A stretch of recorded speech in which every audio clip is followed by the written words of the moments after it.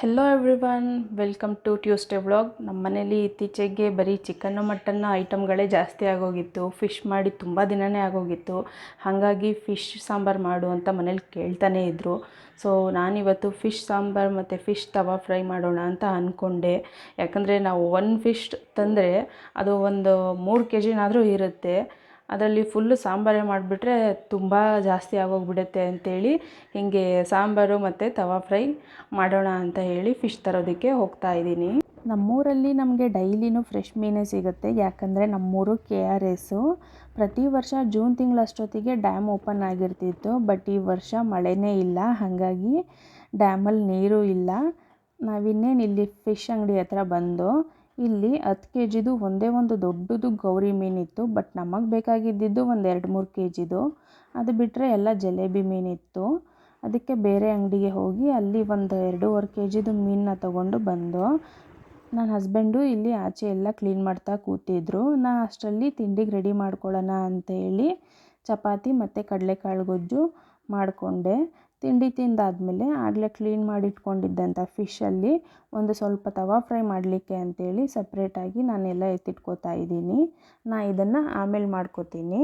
ಈಗ ಮೀನು ಸಾಂಬಾರು ಮಾಡೋದಕ್ಕೆ ಮಸಾಲೆಗೆ ತೆಂಗಿನಕಾಯಿ, ಈರುಳ್ಳಿ, ಟೊಮೆಟೊ, ಶುಂಠಿ, ಬೆಳ್ಳುಳ್ಳಿ, ಜೀರಿಗೆ, ಸಾಂಬಾರು ಪುಡಿ, ಖಾರದ ಪುಡಿ, ಅರಿಶಿನ ಮತ್ತು ನೀರನ್ನ ಹಾಕಿ ರುಬ್ಕೋಬೇಕು. ಅದಾದಮೇಲೆ ಒಂದು ಉರುಳಿ ಅಂತ ಪಾತ್ರೆ ತೊಗೊಂಡು ಅದಕ್ಕೆ ಒಂದು ಸ್ವಲ್ಪ ಎಣ್ಣೆನ ಹಾಕಿ ಈರುಳ್ಳಿ ಮತ್ತು ಕರ್ಬೇವಿನ ಸೊಪ್ಪನ್ನ ಹಾಕಿ ಫ್ರೈ ಮಾಡಾದಮೇಲೆ ರುಬ್ಬಿರೋ ಅಂಥ ಮಸಾಲೆನೂ ಸಹ ಹಾಕ್ಕೊಂಡು ಒಂದು 5 ನಿಮಿಷ ಅದು ಹಸಿ ಸ್ಮೆಲ್ಲೆಲ್ಲ ಹೋಗೋವರೆಗೂ ಹುರಿಬೇಕು. ಯಾಕಂದರೆ ಈರುಳ್ಳಿ ಟೊಮೊಟೊ ಎಲ್ಲ ಹಸಿಯಾಗಿ ರುಬ್ಬಿರ್ತೀವಲ್ಲ, ಅದಕ್ಕೆ ಅದು ಸ್ಮೆಲ್ ಹೋಗೋವರೆಗೂ ಚೆನ್ನಾಗಿ ಹುರ್ಕೊಂಡು ಅಳತೆಗೆ ತಕ್ಕಂಗೆ ಒಂದು 2-3 ಗ್ಲಾಸ್ ನೀರನ್ನ ಹಾಕಿ ಉಪ್ಪು ಮತ್ತು ಹುಣಸೆ ಹುಳಿನ ಹಾಕಿ ಲಾಸ್ಟಲ್ಲಿ ಕುದಿ ಬಂದಮೇಲೆ ತೊಳೆದಿಟ್ಟಿದ್ದಂಥ ಫಿಶ್ ಎಲ್ಲನೂ ಸೈಡ್ ಬೈ ಸೈಡ್ ಒಂದೊಂದೇ ನೀಟಾಗಿ ಹಾಕ್ಕೊಬರಬೇಕು. ಅದಕ್ಕೆ ಈ ಥರ ಹುರುಳಿ ಥರ ಅಗಲವಾಗಿರೋ ಪಾತ್ರೆನ ತಗೋಬೇಕು.